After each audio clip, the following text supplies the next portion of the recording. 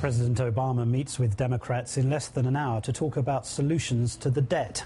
Meanwhile, his opponents are offering a sneak peek at how the negotiations are likely to go.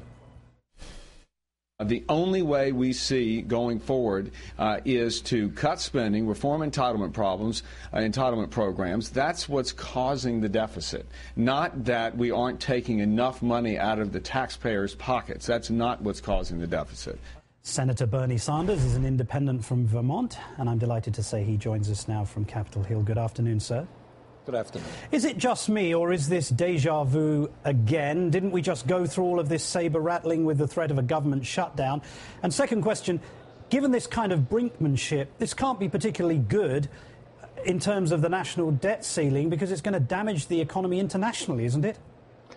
Well, I think there are folks who are saying in the Republican Party at the highest levels who are saying we are prepared for the first time in the history of the United States of America not to pay our debts, perhaps bring about a major international global financial crisis, certainly raise interest rates in the United States. And if we don't get our way, that's what we will do. I think that is totally irresponsible. Why would they decide to do that? What would be the benefit? I think what they are doing is what they have done in the past, and that is to blackmail the American people. What they originally said is that we will not support a tax cut for the middle class or extending unemployment benefits unless the rich get huge tax breaks. Last time around, what they said is, hey, we're going to shut down the government unless you make drastic cuts in spending. And now what they're saying is, hey, we're going to not raise the debt limit, cause an international financial crisis unless you make savage cuts in spending. Meanwhile, in the midst of all of this, and this is important, what these guys believe is despite the fact that the wealthiest people in this country have become much wealthier, they have received hundreds of billions of dollars in tax rates. Their effective tax rate is lower than it has been in decades, despite the fact that corporate profits are soaring and you have corporations out there that don't pay a nickel in taxes. What they believe is that the wealthiest people in this country should not play any role at all in terms of lowering our deficit, that the only people who sacrifice are the middle class and working families through savage cuts in programs in health care,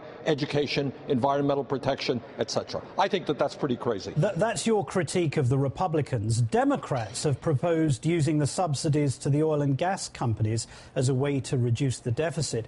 Speaker Boehner says that amounts to increasing taxes anyway, and he says that's off the table. How do you respond? And will the Democrats and independents like yourself fight for this? Of course. I brought forth legislation that would do that last year.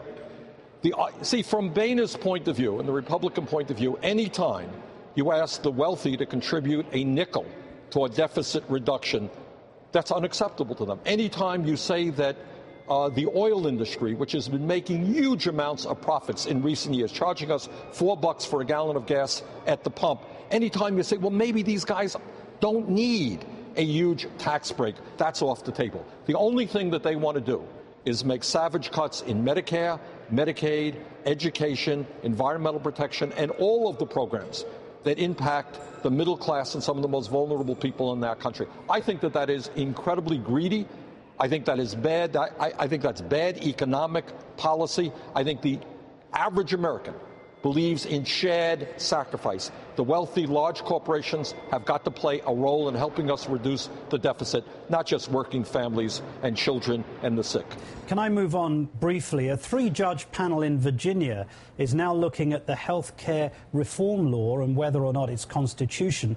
It will then likely go to the Supreme Court. How confident are you that it will survive these challenges, and what will happen if it doesn't? Well, I think that it certainly is constitutional. I think that the United States government certainly has a right to do what virtually every other major country on earth has done and move forward with strong health care legislation, providing health care to as many people as possible. To be honest with you, my own view is, and I hope Vermont leads the nation in this direction, is that we've got to go beyond health care reform bill.